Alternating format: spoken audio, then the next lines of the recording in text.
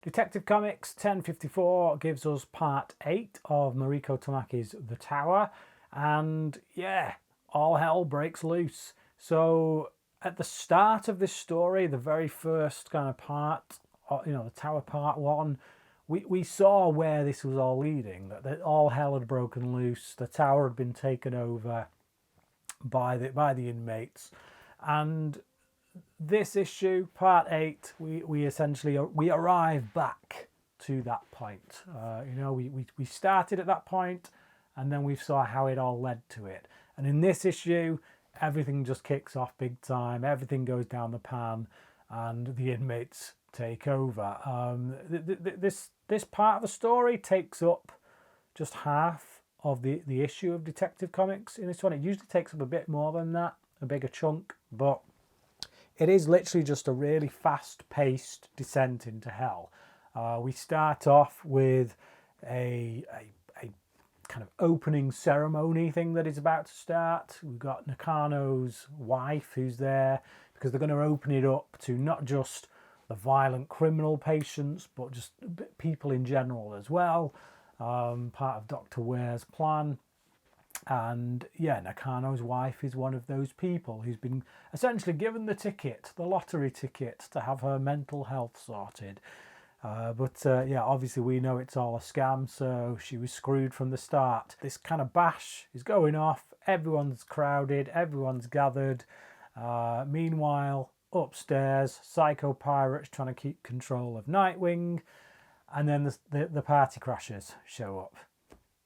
Once they show up, Psycho Pirate can't keep control, he's too distracted, and everything just goes to pot, and everyone takes over.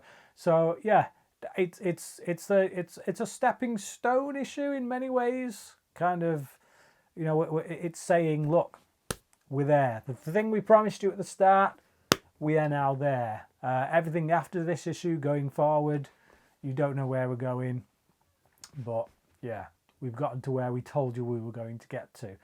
It's again, very well paced, action packed. You've got a little bit of something going on everywhere because we've got so many characters. The whole Bat team's in there. Aside from Batman himself, they're all doing their own little things, or part of the puzzle. It's just very well orchestrated. There is a nice little moment in there actually with Nakano's wife where she does feel a sense of guilt. I think she doesn't feel like she deserves to be there because, as I say, they've opened it up to non-violent patients. At this point, most people believe that Dr. Ware and this Dr. Ocean, they do have this miracle cure. So to open it up to people who are desperate, who are at the end of the rope, who need mental care, that would be quite something, wouldn't it? It'd be quite the lottery ticket to be one of the first patients through that door. And quite rightly, she feels like, obviously because she's the mayor's wife, so she'd be feeling like she's only there because someone in a position of power is close to her. So that's giving her a little bit of guilt, which obviously when you're feeling depressed, when you're living in depression, isn't really going to help your situation. But it does make me warm to her as a person, as a character. Obviously, we don't know much about Nakano's wife. We only know so much about Nakano. But just as someone who's suffered from depression myself, I can relate. I can sympathise with anyone who's going through that, and just having that little moment in there in which she does feel like actually she's taking someone else's spot, it humanises her a bit. It makes me root for her. This video is brought to you by Wow Comics. Visit wowcomics.com today and order your comic books online and use this code down at the bottom of the screen, WowBry1, when you place your order, and you will get 15% off. I've teamed up with Wow Comics to bring you this video and others like it.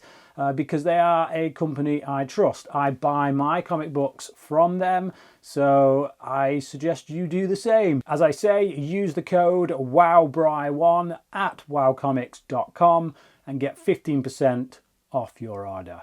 In part 8 of House of Gotham, we pick up with the kid still on the run. Elliot has found a way to kind of get him out of the city. They're on the way to it, to a ship that's going to take him out.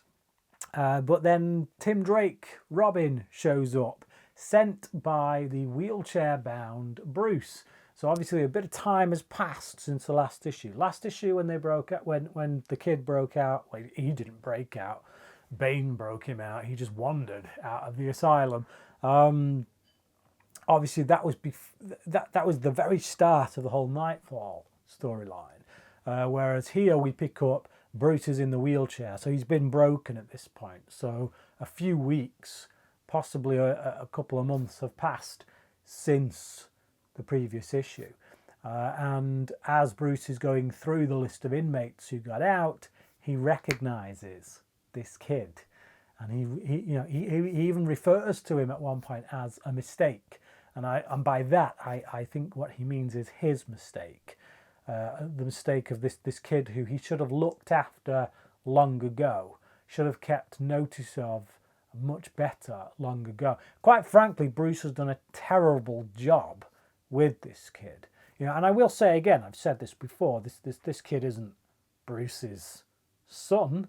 He's not his adopted son or anything like that.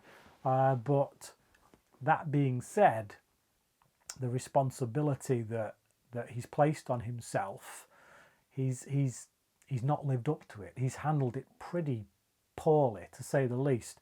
So he sends Tim Drake to mop up his job, his crap. Which again, he's still not doing a particularly great job of it. Admittedly, he's in a wheelchair. There's very little he can do to get to this kid, given what's going on in Gotham at this point. The street is in chaos. The streets are in chaos. So he sends Robin. And obviously, given this kid's history with Robin so far, Tim Drake isn't met with glorious applause when he first meets this kid. Throw into the mix the rather psychotic Jean-Paul Valley version of Batman. This is at the point when he's getting all hyped up. He's still pursuing Bane, and he's getting the city's in tatters, and he's really taking on his mission to clean it up with religious fervour.